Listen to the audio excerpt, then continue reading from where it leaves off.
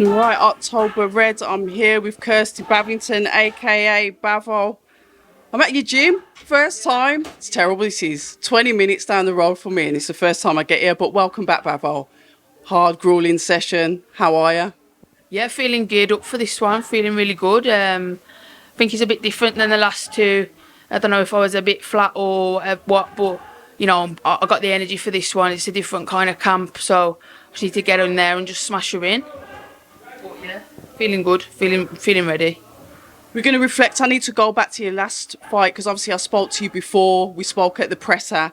And then obviously you had the fight. Brilliant walkout, by the way. So shout out to Birmingham's own Lady Leisure. I really like that. Gave a bit of essence to the Birmingham fight itself. So just your feedback then. Talk us through the fight. You didn't get the win, but it's always a lesson. Talk us through the fight, Kirstie. I mean, full respect to her, you know, and she was respectful all the way through, and I rate her a lot, and I gave her, like, I don't know if I give her a bit too much respect, but, you know, she was sharp, and, like, she was in and out with her feet, and I couldn't catch her, and I think I was a bit, because of the Candy White fight, I didn't want to get hit, because I got hit a lot in the Candy White fight, and I didn't want to get as much hit in this one, and obviously she was southpaw, and she's obviously a schooled southpaw, so the whole camp of southpaw training was it was difficult, man. You had to think a lot, and I ain't really that good at thinking, so but she was good, and I enjoyed every minute. Like, it was a dream for me, a dream come true, really. I mean, we achieved a lot during the night. I mean, the ring walk, you know, co-main event with Buatsi, and you know, Resorts World Arena. I mean, I couldn't ask for anything more. So it was a great feeling, and I'm glad that I come away, and you know, I did all right. Like, you know, my performance wasn't bad. Like, I tried to think about it, but I just couldn't catch her. So it was one of them, and you just learn from it, and you just try and get sharper in the gym, and you just keep moving forward. What is it like fighting at home on such a big occasion? Because, like, you know, it was the first, like, you know, that belt as well. Everything was so, like, new, pristine. Did you feel any, like, added pressure from that? And obviously Lauren is the Olympian, you know, all the status that comes with it. Did you get any pressure from that going into it? Because you mentioned flat, feeling flat. I think it was like your emotions sometimes get the better of you, and it kind of takes all that energy away. But I just wanted to make sure that I put, like, me as a person, I come across well, and anything that was kind of asked of me, I did. And you know, I want to make sure people, like, you know, respect me as well as, like, as a fighter as well as a person. So I just wanted to take it all in and just enjoy the moment. I think the most pressure is, like, the selling of tickets. Like, I hate people buying tickets, like, and, like, hard-earned money to come and watch me box. It's like you want to win for them as well as everyone else. So that's the kind of pressure I have. But everything else, I just wanted to take on board. I just wanted to help as much as I could, like, and just show people how hard I work and what I do and everything else. But yeah, I mean, it was a bit of pressure with the media. I mean, I think you got to get used to that, man. You don't get no training for that kind of stuff, and you know, you want to make sure you come across as a good person, and you know, everything else. Yeah.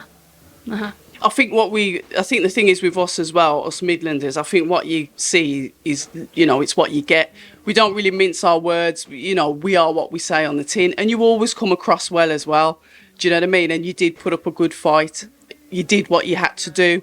But everything is a lesson. But one thing you touched on there, you know, I didn't even know that you fought Candy Wyatt, who is also fighting next week. What are your thoughts on that fight then for Natasha Jonas? Because she's going up and down weight. And I've said it off camera, I get so confused with what you ladies do when it comes to weight. I think Candy White's tough. Like, I underestimated her a bit, like, but she's good inside, and, like, she was quite rough as well, man. Like, these like, obviously people that come over, they're rough inside, and they're like, I had a few headbutts and a few, like, my lips was, like, blew up, and it was quite rough. And she's rough, and you know, she got that win that night, but she's beatable.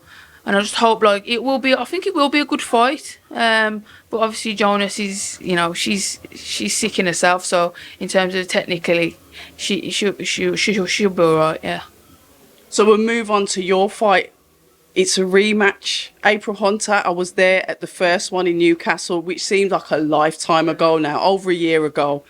And you got that win. I saw the emotion. You came into that fight as the underdog, the one that they didn't expect to win. We're going to throw her in and, you know, she's going to take an L. I saw your face, how elated you looked when you got that win. Go back to that. You know what it was? I think, like, certain things happen in your life, and you kind of, when you get that win, all the problems, like, go away. So it's like, that win meant so much because there's so much stuff that happened in my life, you know what I mean? And it was 4 days notice, and it was one of them where you just think, let's just fuck. 4 days notice I had for that fight. I fought the week before, but like I was out all week because I had Sandy Ryan, I lost, I come back, I had Becky Ferguson, I got the win, and a win means so much to me because it's just my life in general, and it makes everything better. And I just said that, but yeah, I mean, obviously this rematch is something that she's been asking for 2 years now. I mean, it's like I've ruined her life. Like, I don't understand it, like, but I've moved on from it. I mean, when I take an L, it's like, that's it, you shake their hands, you move on, and you get on with it, and this represents, we're on a stage, like, we have to be role models to these kids. When you win and lose in sport, you need to act a certain way, and it teaches kids, like, when you lose in sport, it's the same as losing in life. Just get back on the train and just keep going again. And we need to educate kids about losing, because sometimes it's okay, like, it's okay to lose, just keep going, man. And you know, it's good to show good sportsmanship as well. So yeah, I mean, it's a rematch, and I'm geared up for this, man. This one's personal to me, and I just want to end a career and just rip out a soul, man.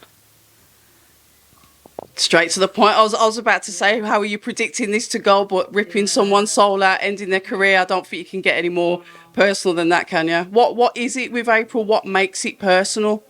It's just like the way she's come across for the last 2 years. It's like, it's a bit nasty. It's a bit like, I just don't get it. Like, I don't get why she's reacted the way she has. But it is what it is. I mean, we've got the rematch now, and it's something that she wanted. So I just need to do the job again. 8 rounds, easy for me. I'm normally doing 10 rounders. I just need to go full blast, and the old Kirstie will come back, you know what I mean? I had Lone Wolf on the shorts last time. I need to just come back into that grueling energy for 8 rounds and just go for it. And this is me, like, and I feel like I'm gonna smash her in. When you said that it's something that's been hanging around for 2 years, I didn't realise. So April's actually called for the rematch. So, or was it something that you both wanted? So I think she's been asking for, like, it was her thing, like, she wanted this year. Okay. And I've obviously had other fights, and she hasn't had any fights. So it's like, I said to Errol, like, who's she fighting on the 1st of July? And I think he sent a few messages.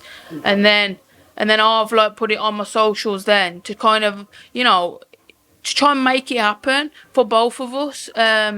It's something that we both want, just to end everything, and hopefully we can just shake hands at the end of it. That's what I want. Whatever happens, just shake hands. That's it. Done. See you later. But yeah, I'll put something on, and just to try and get some interest in it. Hopefully they do put us on the main card though. So we don't really know what's going on with that, but yeah. Yeah, no doubt we'll probably get the notifications of the running order next week. They tend to leave that till last minute due to change rounds, and sometimes you can have, as you've seen in the past few fights, there's been a lot of dropouts, people injuries, etc. Sandy Ryan, which is somebody that you fought, and you became like friends afterwards, didn't you? You sparring partners, you've worked together. What do you think of, like, her career and where she's going? Because she's very ambitious. She's got her first belt. What do you see with her career? Where's Sandy going to end up?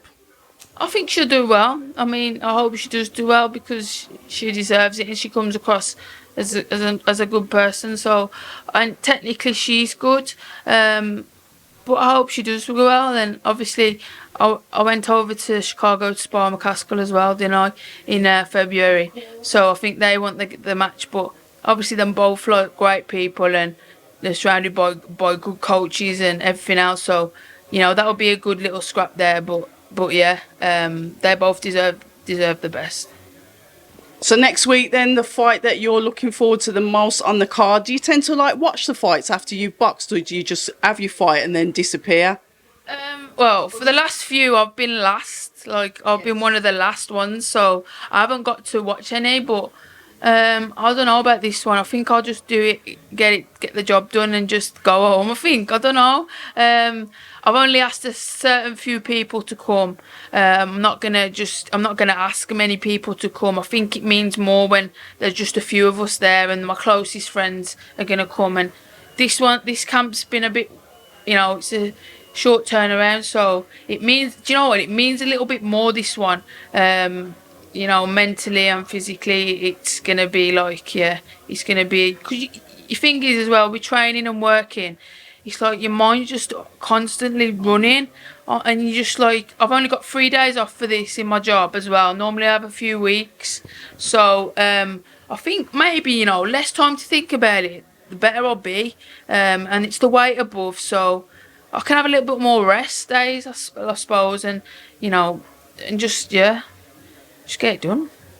So when you get it done then, and like I said, I know you fighters never like to overlook your opponent, but what does Kirstie do next? I'm going to be positive. You get the win next week. It's a repeat. What do you do next? I think I just need to rebuild myself, get the win, and that'll be the first win this year. So need to rebuild and then see what's on offer. It's my third fight this year. Obviously in school years, it's like it was my fourth fight, like since September, since starting. I bet the school hate me because I've had so much time off. But full credit to Mr. Darmy, man. He backs me 100%. And but yeah, I just want to keep positive and keep moving forward and seeing what opens up. And everything happens for a reason. I'm sure, like, I'll get the win and just move forward. Things we love to hear. Listen, Kirstie, thank you so much for having me up here. It's been a pleasure. I'll come up again now. Yeah. You've opened the door. Like I said, I'm a vampire. Once you invite me in, that's it. I'll just keep coming. So all the best, but I'll see you next week anyway. Yeah. Thank you very much. Hi, and thank you for watching October Red Boxing. Like, subscribe, and tap the bell for notifications. You can also find us on Instagram at October Red Boxing and on Twitter, October Red UK. And remember, at October Red, we stay ready.